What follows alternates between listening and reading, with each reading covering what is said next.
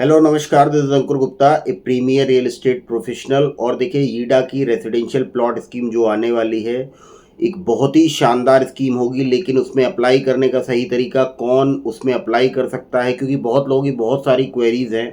तो मैंने कहा पर्टिकुलर एक वीडियो बना दूं, क्योंकि देखिए पहले ये स्कीम 2 अप्रैल को लॉन्च होनी थी, लेकिन फर्स्ट वीक में, जैसे मैंने पिछले वीडियो में बताया था, सरकारी चीज़ें हैं, थोड़ा बहुत टाइम लग सकता है। लेकिन मोस्ट प्रॉब्ली इसी महीने में स्कीम आएगी और हो सकता है 10 तारीख के पहले पहले भी स्कीम आ जाए। तो आप पूरी तैयारी करके रखो। आपको जानना ज़रूरी है कि कौन इसमें अप्लाई कर सकता है, कौन नहीं कर सकता। ये बहुत सारी क्वेरीज आई। तो देखिए सबसे पहले तो मैं आपको बता दूं, आपके पास इंडिया में कहीं का भी आधार कार्ड हो, आप अप्लाई कर सकते हो स्कीम में। बहुत सारे लोग क्वेरी करते हैं कि नोएडा का आधार कार्ड है या हमारा इधर का आधार कार्ड है, दूसरे शहर का है, तो हम अप्लाई नहीं कर सकते क्या? आप कहीं का भी आधार कार्ड हो, अप्लाई कर सकते हो। और कौन कौन अप्लाई कर सकता है? परिवार का हर एक सदस्य अप्लाई कर सकता है। 18 साल से ऊपर उम्र का हर एक सदस्य अप्लाई कर सकता है इस पर्टिकुलर स्कीम में।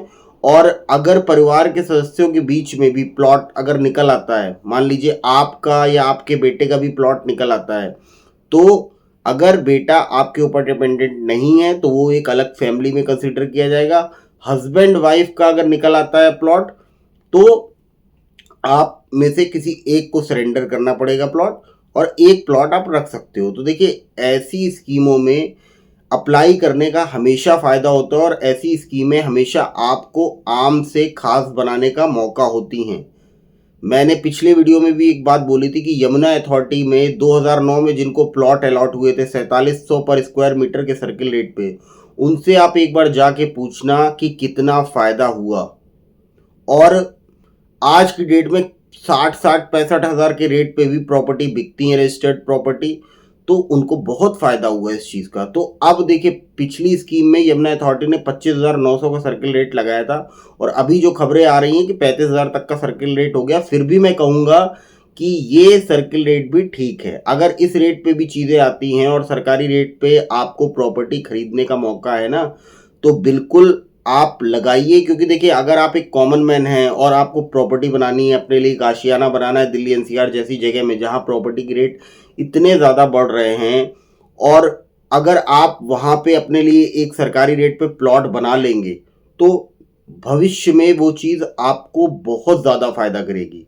बच्चों की एजुकेशन में आपको हेल्प देगी, आगे आपको फ्यूचर में फाइनेंशियल पूरा सपोर्ट देगी। तो प्रॉपर्टी तो देखिए एक ऐसी चीज़ होती है कि प्रॉपर्टी में किया गया इन्वेस्टमेंट, अगर आपने सही जगह पे किया है, सही प्रॉपर्टी में किया है, जमीन में खास तौर पे, फ्लैट के लिए तो मैं देखिए हमेशा कहता हूं कि फ्लैट और इन्वेस्टमेंट का कोई लेना देना नहीं होता।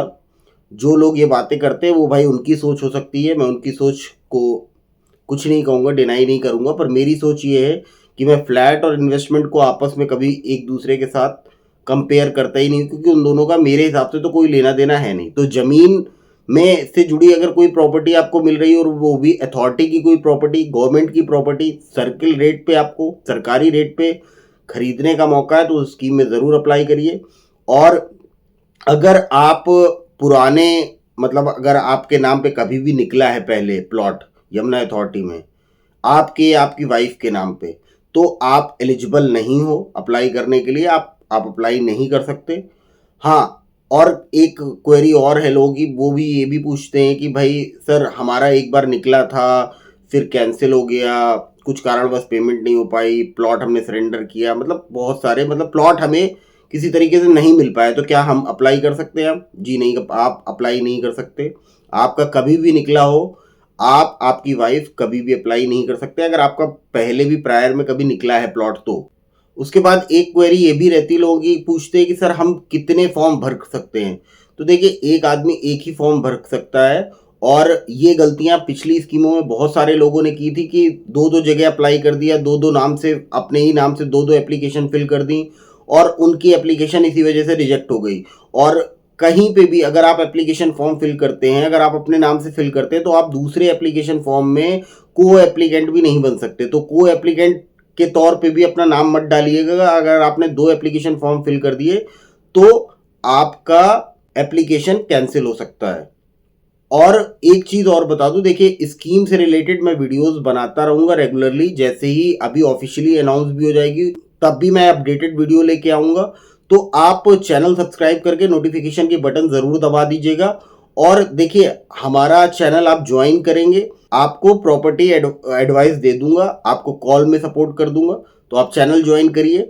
और बाकी देखिए, नेगेटिव जो कमेंट करते हैं कि भाई ये स्कीम बेकार है, ऐसा है वैसा है, देखिए जिनको नेगेटिव कमेंट करना है उनके लिए मैं कुछ नहीं कर सकता, लेकिन आप भी समझ सकते हो कि ऐसी स्कीमें एक अपॉर्चुनिटी होती हैं हर एक आम आदमी के लिए और हर एक इंसान के लिए जिसके पास भाई बजट का इशू है, जो रीसेल में प्रॉपर्टी नहीं खरीद सकता ना, उसके लिए मौका होती हैं।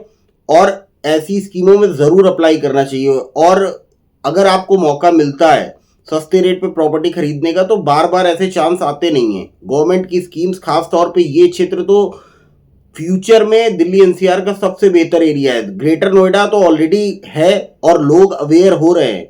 मुझसे जितनी बातें होती है, लोग दिल्ली छोड़ छोड़ के लोग आके ग्रेटर नोएडा में बस रहे हैं, क्योंकि ग्रेटर नोएडा ग्रीनरी के लिए फेमस है। यहाँ पे प्लीजेंट और शांति भरा एक एटमॉस्फेयर जो मिलता है ना, वो लोगों की उम्र 5 से 10 साल बढ़ा देता है। और लोगों का यही फीडबैक है, हम अपने मन से नहीं कह रहे, लोगों का फीडबैक है। और हम खुद जो दिल्ली से रह के ग्रेटर नोएडा में शिफ्ट हुए 2008-9 में, तो हमें भी यही लगता है जब से हम रहे कि ग्रेटर नोएडा का जैसा इंफ्रास्ट्रक्चर है वैसा आसपास आज की डेट में किसी सिटी के पास नहीं है। यमुना सिटी जो भविष्य में बसाई जाएगी, वो भी इसी पैटर्न पे और इसी प्लानिंग के साथ बसाई जाएगी जैसे ग्रेटर नोएडा बसाई गई है। तो आपको देखो, स्कीम में हमेशा अप्लाई करना चाहिए, अपनी किस्मत को जरूर आजमाना चाहिए, क्योंकि लकी ड्रॉ स्कीम में आपकी किस्मत खुल सकती है और ऐसी स्कीमें आपको आम से खास बनाती हैं।